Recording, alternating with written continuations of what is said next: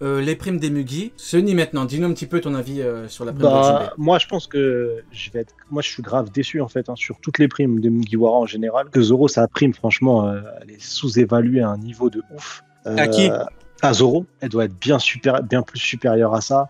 Après, du coup, moi, en fait, les primes actuellement qu'on a là me font dire qu'on va avoir encore un événement majeur, entre guillemets majeur, pas une grande guerre, hein, mais un événement qui va power up les primes des Mugiwara avant la grande bataille. Parce que ça peut pas rester comme ça, je pense. Pour moi, c'est bas, en fait. Quand on parlait tous des primes des Mugiwara après Wano Kuni, une fois que le monde va apprendre qu'ils ont fait tomber un équipage empereur 2, enfin un équipage empereur plus Big Mom, en général, ils vont péter un câble. Je me dis, mais c'est incroyable ce qui s'est passé. Et au final, ce côté-là, il a été gravement...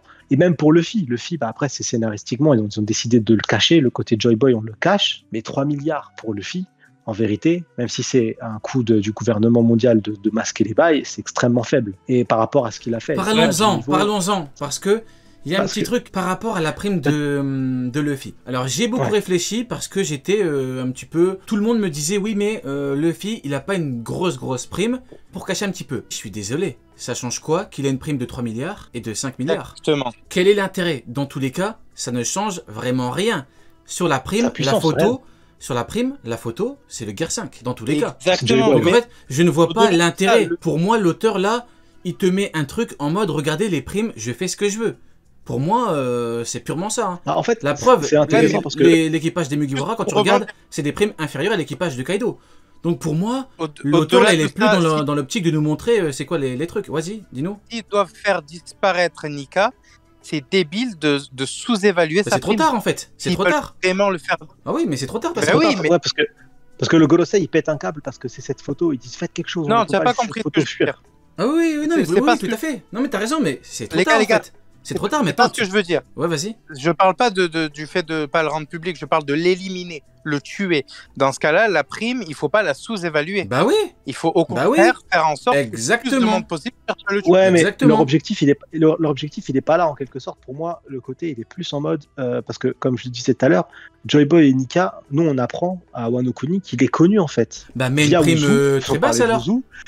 Il est connu et donc du coup il faut le noyer dans la masse et du coup ils ont mis aux trois Supernova, en tout cas aux 3 Luffy, Law et Kid la même prime et fallait que le 10 saute et fallait qu'il ait l'affiche normale. C'est ça le plan initial. Après Oda en mode bah voilà. Mais là pour moi il a mis 3 milliards. Ouais vas-y. Et du coup il y a la photo de Joy Boy qui a quand même popé, ils ont pété un câble. Pour moi le 3 milliards c'est parce que encore il va se passer un événement avant la grande bataille qui fait que leur prime va power up et du coup avant l'ultime bataille, avant les toutes dernières primes, je pense que du coup en fait on n'est pas aux avant-dernières primes. Je pense qu'il va y encore avoir un grade de prime et après on aura les toutes dernières primes, les primes finales. Et c'est pour ça qu'en fait là il peut pas mettre parce que si c'est Nika et que l'objectif c'est vas-y on balance à tout le monde, Nika est de retour, faut le choper, sa prime c'est une prophétie, sa prime elle est de 10 milliards. Je suis d'accord. C'est l'élu. Mais dans ce cas-là, mettez une prime beaucoup plus basse. Parce que la photo, elle est sortie en fait. C'est trop tard. Maintenant, tu réimprimes, tu mets une prime normale pour ce mec-là. Quel est l'intérêt de le mettre à 3 milliards? On me dit, pour noyer. Alors, je comprends. Dans ce cas-là, mets-le plus bas. Dans ce cas-là, tu mets plus bas. Ouais, après ça... Parce que là, il avait combien? Il avait 1,5 milliard. Bah, mets-le à 2 milliards. 1,5 milliard. Voilà. Mets-le à 2 milliards et c'est tout. Pourquoi? Comme ça, tu mets Kid et Law même au-dessus. Et puis voilà, là, tu le noies. Mais pourquoi tu le mets à 3 milliards en fait? Je comprends pas. Ouais. En fait, ça change quoi? Qui va aller le choper? Si tu le mets à 4 milliards, qui va aller le choper? 3 milliards, qui va aller le choper? Personne. Mais même maintenant. Exactement. Donc en fait, pour moi, ça ne change rien. Pour moi, qu'il ait 3 milliards ou 4, donc pour moi, l'auteur de troll. Non mais pour moi, il y a beaucoup qui sous-estiment Luffy. Luffy, il a éveillé le Gear 5, il a éveillé le Haki des rois à un niveau de fou. Là, actuellement, Luffy, c'est Joy Boy. C'est incroyable. Et c'est pour ça, on en parlait la dernière fois, en corrélation avec les primes et avec le fait que pour moi, il doit y avoir encore un cran avant les primes finales. Il faut trouver un ennemi assez puissant, on se disait Loki, pour pouvoir permettre à Luffy d'entraîner son Gear 5, pour pouvoir le maîtriser en fait. Et comme ça, après la bataille finale, quand il combat en Gear 5, il en a une maîtrise de fou quoi. Mais les primes déception pour moi. Ah, voilà, c'est personnel. Pour moi, la prime de Luffy, c'est une dinguerie. Hein. Tu le mets au même niveau que Kid et Law. Franchement, soit tu le mets plus bas, tu veux vraiment que personne sache, soit c'est trop tard en fait. Tous les cas, ça ne change rien en fait. Personne va aller le choper. C'est vrai ou pas? Personne va aller le choper. Donc dans tous les cas, tente un gros coup, on voit toute la marine, enfin toutes les grosses forces pour l'arrêter au pire. Mais en termes de prime, pour moi, tu le mets au même niveau que Kidelo. Franchement, je vois vraiment pas l'intérêt. Donc quoi, dis-moi, Neil? Les épithètes n'ont pas changé. Et ça, en passant en équipage Yonko, je trouve ça un peu dommage. Qu'ils auraient pu avoir des meilleurs surnoms, des trucs un peu plus terrifiants, tu vois. C'est-à-dire Sanji à la jambe d'Ifrit, ou à la Diable Jambe, à l'ancienne. Bah Zoro, pas mal, non? Chasseur de pirates. Et ouais. Zoro, ça, c'est dommage. C'est vraiment dommage. Ouais, bah écoute... Après, c'est dans le journal, je crois, non? Ou c'est le narrateur qui parle? Journal ou narrateur? C'est le journal. Si c'est le narrateur, c'est la même chose. Parce que dans le journal, on va dire que le mec n'a pas l'info, que le mec veut être... Non, même pas, en fait, tu veux mettre quoi, en vrai? Il est pas encore Seigneur des Enfers. Hein. En vrai, de vrai, pour Zoro, tu veux mettre quoi? Après, Seigneur des Enfers, il l'a dit à lui-même. Ouais, bah il l'a dit à lui-même que son objectif... je suis Seigneur des Enfers.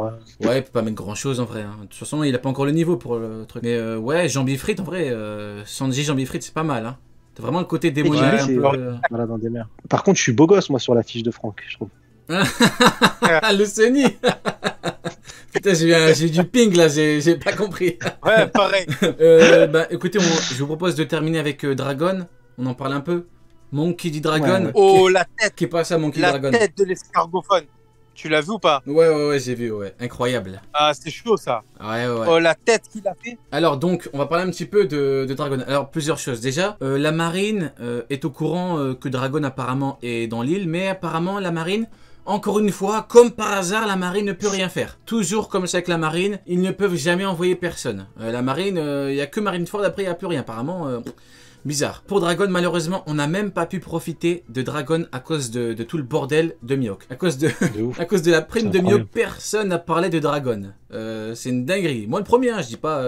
Moi, le problème, tellement que c'était un bordel avec Mihawk. Beaucoup m'ont dit oui, mais t'as parlé beaucoup de Mihawk. J'étais obligé. Vous vous rendez compte que Mihawk, c'est un bordel. Si tu me dis que Mihawk est niveau Yonko, si tu me dis que tout le monde le pense, donc par rapport à Marineford, il y a un problème. Donc je suis obligé d'en parler. Puis je peux pas non plus dire oui, c'est vrai, les niveaux Yonko, alors que pour moi, c'est faux. Donc malheureusement, Dragon, il a été un petit peu absorbé par la hype Mihawk, par le meilleur épéiste du monde, le GOAT, le niveau roi des pirates.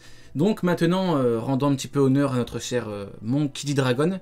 Et parlons un petit peu de la fin du chapitre. Dragon, ça fait très très longtemps que je l'attends. Et là, apparemment, on a un Dragon qui est énervé. Et j'ai l'impression que le mec est à 2 doigts de craquer. Alors, je peux me tromper, mais j'ai l'impression que le mec, quand il parle à Kuma, j'ai l'impression que le mec, ça fait 45 ans, il en a gros sur la patate. Hein. J'ai l'impression qu'il n'en peut plus. Mihawk, il a craqué, frère. T'as dit quoi? Il a reçu trop de messages sur Mihawk, il m'a câblé. Il a dit c'est bon, j'en ai marre. J'ai l'impression que là il en peut plus. Là il va écouter les mots de Kuma et j'ai l'impression que le mec va dire c'est la guerre. Hein. Pour moi il va dire c'est la foutue guerre. Hein. Là il va péter les plombs. Mais les gars, ça revient il dit en mode je pardonnerai pas Sabo, machin, tout ça. Ça revient exactement à ce que je disais la dernière fois sur est-ce que Sabo va devenir un antagoniste. Et est-ce qu'il a assassiné de sang-froid? Comment il s'appelle Attends, sujet très très intéressant. Juste petit aparté. Je viens d'y penser, mais en vrai, Mihawk, tout le monde a pété les plombs sur lui et sa prime. Mais Mihawk, par rapport au chapitre, c'est ni le perso avec la plus grosse prime, ni le perso le plus puissant. Dragon le foudroie dans les deux côtés. Hein. Dragon, en termes de puissance, à mon avis, le foudroie. Et Dragon, en termes de prime, bah, a priori, il le foudroie factuellement. C'est chercher du monde. Donc en vrai, Mihawk, dans le chapitre, c'est même pas le numéro 1. Hein. Dinguerie, hein. Dinguerie. Hein. Dragon, on l'a mis de côté. Mais Dragon, attention, hein, Dragon, il va choquer tout le monde. Hein. Mettons du respect, s'il vous plaît, sur le nom de Monkey D. Dragon. Hein. C'est le daron de Luffy. Hein. Ah oui, c'est vrai que... Attends, j'avoue, Dragon, faut plus en parler. C'est le daron de Luffy. Hein.